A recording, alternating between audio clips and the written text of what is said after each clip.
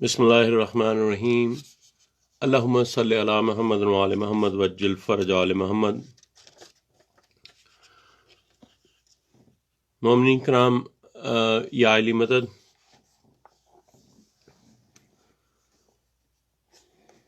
یا علی مدد مومنین کرام،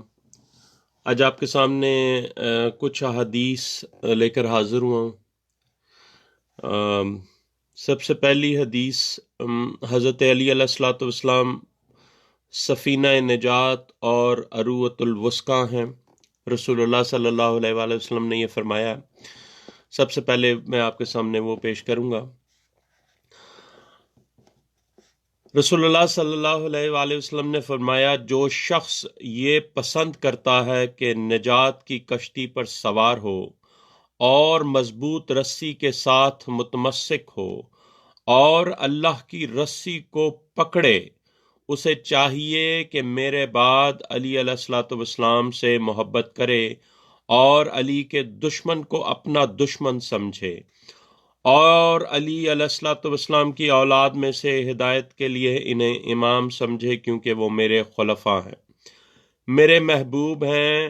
اور میرے بعد اللہ کی مخلوق پر حجت ہے، اللہ کی طرف سے حجت ہے، میری امت کے سردار ہیں، متقیوں کی جنت کی طرف رہنمائی کرنے والے ہیں، ان کا گروہ میرا گروہ اور اللہ کا گروہ ہے، اور میرے دشمن کا گروہ شیطان کا گروہ ہے۔ یعنی مولا علی علیہ الصلوۃ والسلام کو رسول اللہ صلی اللہ علیہ وآلہ وسلم کے بعد مولا علی علیہ الصلوۃ والسلام کو امام سمجھے اور علی علیہ الصلوۃ والسلام سے محبت کرے، مودت رکھے، اور علی علیہ الصلوۃ والسلام کے دشمن کو دشمن رکھے، اور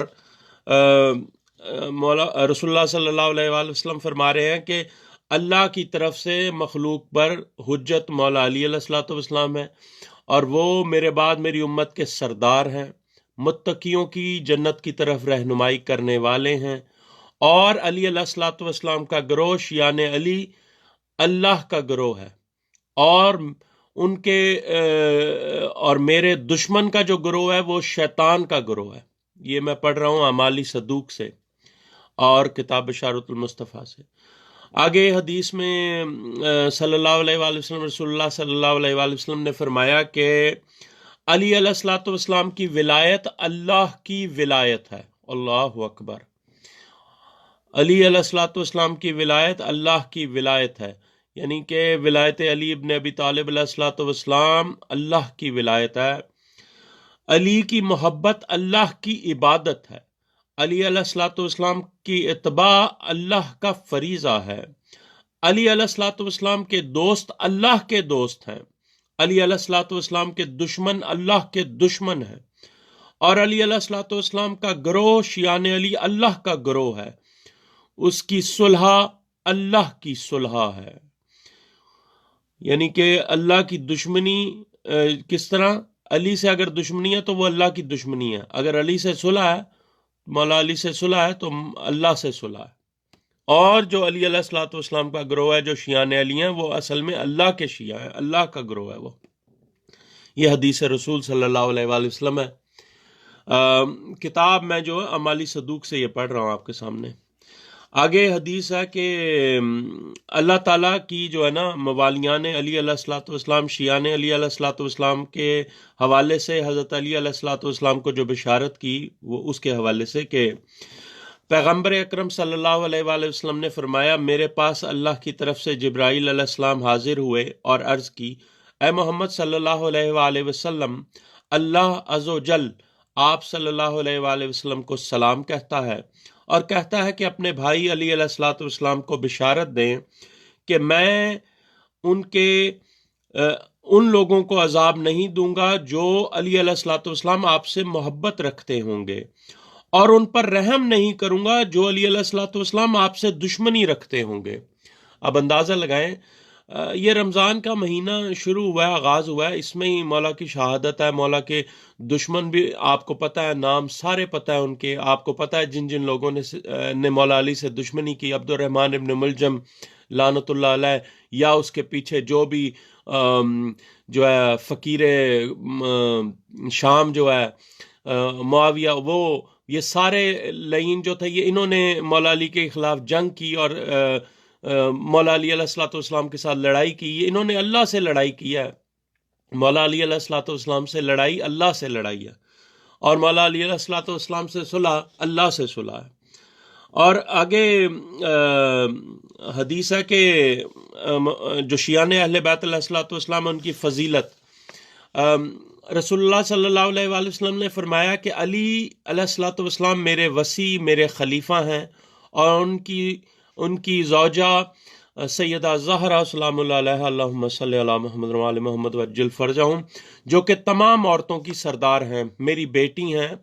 حسن علیہ الصلوۃ والسلام اور حسین علیہ الصلوۃ والسلام جوانان جنت کے سردار ہیں، وہ میرے بیٹے ہیں. جو ان سے محبت رکھے گا اس نے مجھ سے محبت کی ہے، جو ان سے عداوت کرے گا اس نے میرے ساتھ عداوت کی ہے، اور جو ان سے دوری اختیار کرے گا گویا اس نے مجھ سے دوری کی ہے،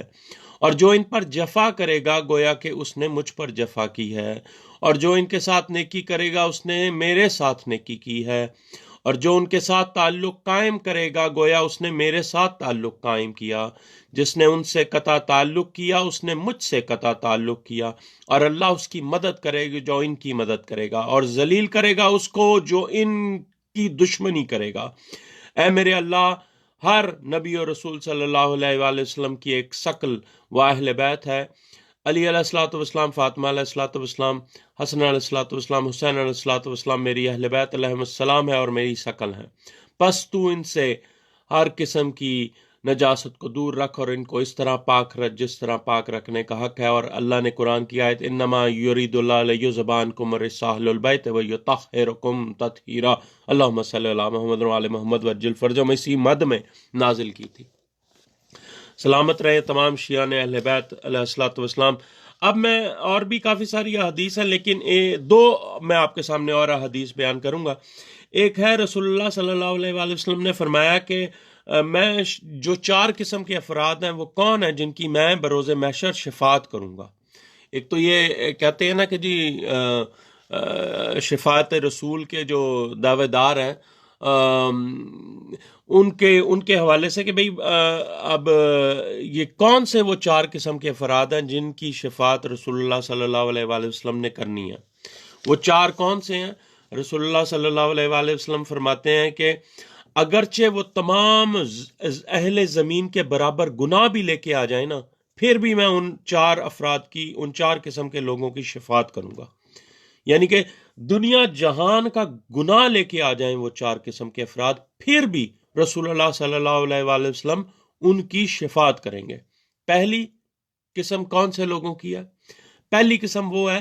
کہ جو لوگ اپنی تلوار سے جہاد کرنے والے ہوں گے میری ذریت کے حق میں، یعنی کہ محمد و آل محمد صلی اللہ علیہ وآلہ وسلم، آل محمد صلی اللہ علیہ وآلہ وسلم اور سادات کے حق میں اپنی تلوار سے جہاد کرنے والے ہوں گے. اور دوسرے لوگ کون ہیں؟ وہ لوگ جو سادات کی حاجتیں پوری کرنے والے ہوں گے جس وقت سادات مجبور ہو، ذریت رسول صلی اللہ علیہ وآلہ وسلم مجبور ہو، اس وقت ان کی حاجتیں پوری کرنے والے ہوں گے. تیسرے قسم کے کون لوگ ہیں؟ ان کی حاجات پوری کرنے کی کوشش کرنے والا، یعنی کہ اگر سادات کی کوئی حاجات ہیں وہ پوری کرنے والے جو کوشش بھی کرے نا وہ بھی،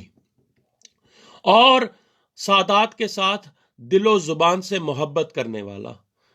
جو سادات کا احترام کرتا ہے، دل و زبان سے ان سے محبت کرتا ہے ذریت رسول صلی اللہ علیہ وآلہ وسلم سے،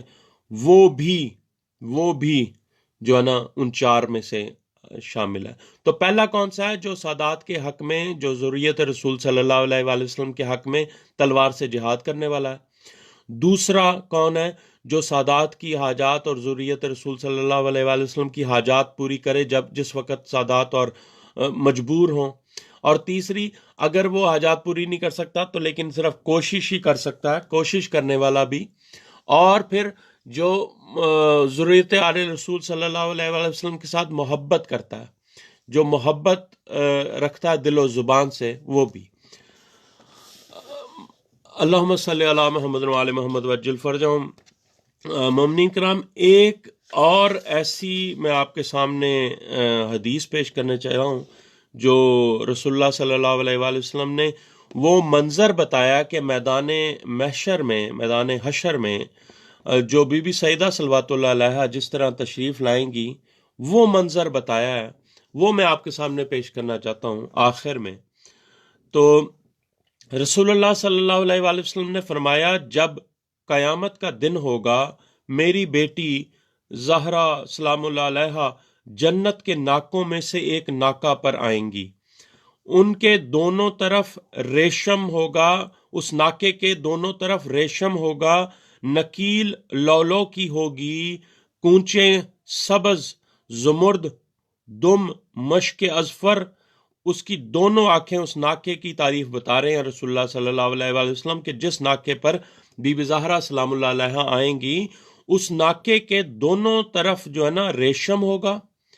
نکیل جو ہوگی نا، جو وہ لولو کی ہوگی، لولو و مرجان جو ہے جس طرح، نکیل لولو کی ہوگی، کونچے سبز زمرد دم مشک ازفر، اس کی دونوں آنکھیں سرخ یاقوت کی ہوں گی، اس کی دونوں آنکھیں ناکے کی سرخ یاقوت کی ہوں گی، اس کے اوپر نور کا ایک مینارہ ہوگا، اس کا ظاہر اس کے باطن سے نظر آئے گا اور اس کا باطن ظاہر سے نظر آئے گا، اس کے اندر اللہ کی مغفرت ہوگی، اس کا بیرون رحمت خدا سے گھرا ہوگا، اور اس پر نور کا تاج ہوگا، اور تاج کے 70 ارکان ہوں گے کہ ہر رکن موتی اور یاقوت سے جڑا ہوگا، اس میں وہ ایسے چمکیں گے جیسے کوکب دری افق آسمان میں چمکتی ہے، اس کے دائیں جانب 70,000 فرشتے ہوں گے اور اس کے بائیں جانب 70,000 فرشتے ہوں گے، جبرائیل علیہ السلام ناکہ کی مہار کو پکڑے ہوں گے اور بلند آواز سے ندا دیں گے کہ تم آنکھوں کو بند کر لو تاکہ سیدہ زہرا بنت محمد صلی اللہ علیہ وآلہ وسلم گزر جائیں۔ اس دن کوئی نبی، رسول، صدیق اور شہید نہیں بچے گا سوائے اس کے کہ وہ اپنی آنکھوں کو بند کر لے، یہاں تک کہ سیدہ زہرا بنت رسول صلی اللہ علیہ وآلہ وسلم گزر جائیں۔ پھر بی بی پاک جب چلتی ہوئی اپنے رب کے عرش کے سامنے آئیں گی اور اپنے آپ کو ناکہ سے اتاریں گی اور عرض کریں گی، میرے اللہ، میرے اور جنہوں نے مجھ پر ظلم کیا ہے ان کے درمیان فیصلہ فرما۔ بی